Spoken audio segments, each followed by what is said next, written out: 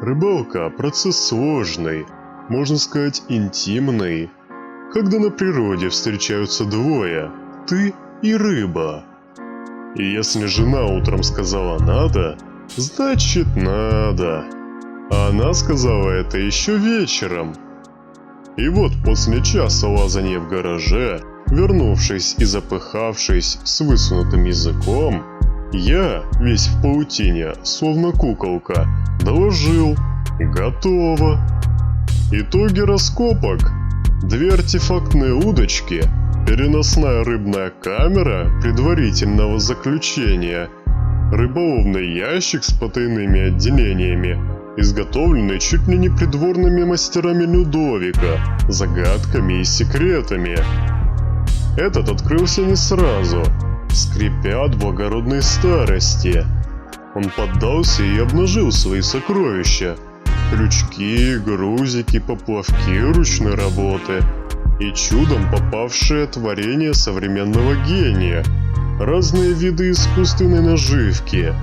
Силиконовые монстры лежали, разделенные по секциям, словно живые, в отличие от скукожившегося и высохшего их собрата дождевого червя, неизвестно как пробравшегося в поисках защиты, а может, в поисках внеземного разума. Преодолев лабиринты ящика, он пробрался к таким похожим, но неподвижным собратьям. Наш червяк-исследователь обнаружил грубую имитацию, лишенную разума и души. Силиконовые твари оставались холодными и безучастными к земному гермафродиту, пытавшемуся наладить контакт. Наверное, от разочарования он и сдох, превратившись в мумию, забившись в отдельную секцию с надеждой пролежать века непотревоженным. Без должного уважения к истории усопшего червя, мумия была отправлена в дальний полет щелчком пальца. Всякая рыбалка начинается с охоты на дождевого червя. Если иногда после дождя и выйти на улицу опасно, когда черви буквально кишат под ногами, то когда они нужны, их не увидишь. Перевернув кучу прошлогодних листьев, я встретил парочку слизняков, которые томно жались друг к другу, паука и отвратительную гусеницу, мечтавшую стать королевой бабочек. Все они единогласно моргали, качали головами и, пожимая плечами, говорили, что все дождевые черви только что были здесь, но ушли. Ушли навсегда, к соседу, который выбросил последнюю удочку. И вообще, он буддист, а мне должно быть стыдно. Будущая бабочка хлопала невидимыми ресницами, охала, заламывала многоножки и грациозно извивалась, видно имитируя взмах будущих крыльев. Я в ответ пожал плечами и, невзирая на протесты группы поддержки из муравьев, схватил царицу и перенес в банку. За ней молча последовала пара слизняков.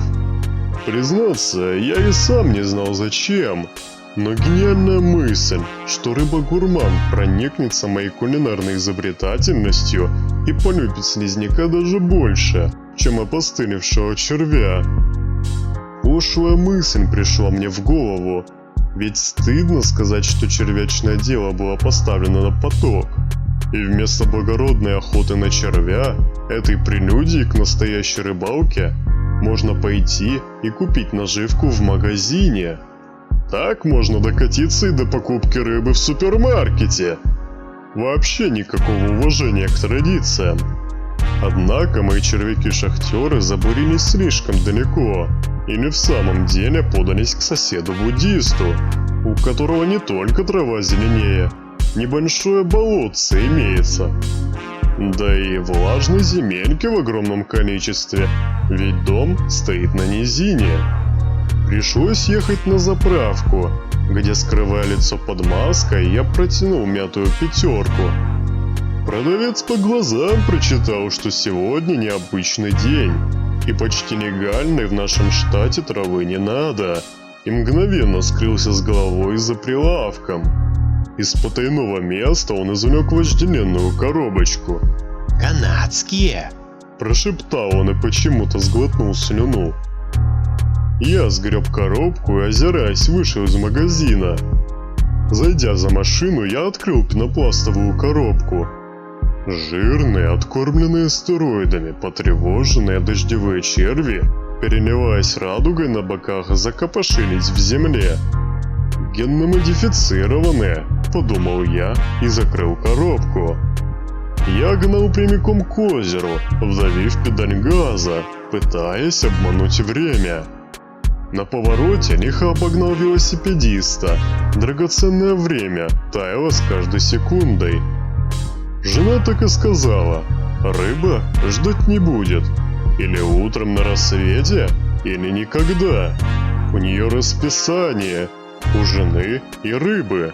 Опоздал и все, иди гуляй». И она оказалась права.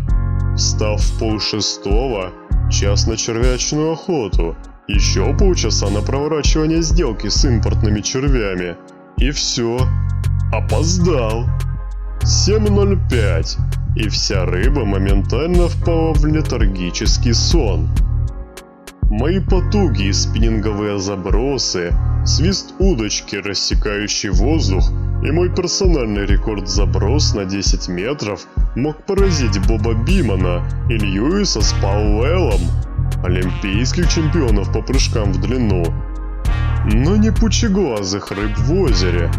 Они хихикали из тины и вызывающе пускали пузыри, когда я протыкал очередного генно-модифицированного монстра, толщиной чуть ли не с палец, пытавшегося обвить мое запястье. Я шептал рыболовные молитвы и плевал 3 раза.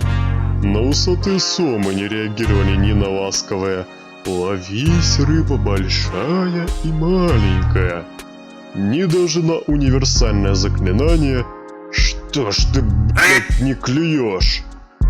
А канадские гуси, узнав, что их соотечественников канадских червей терроризируют и геноцидят, громко шипели в ответ.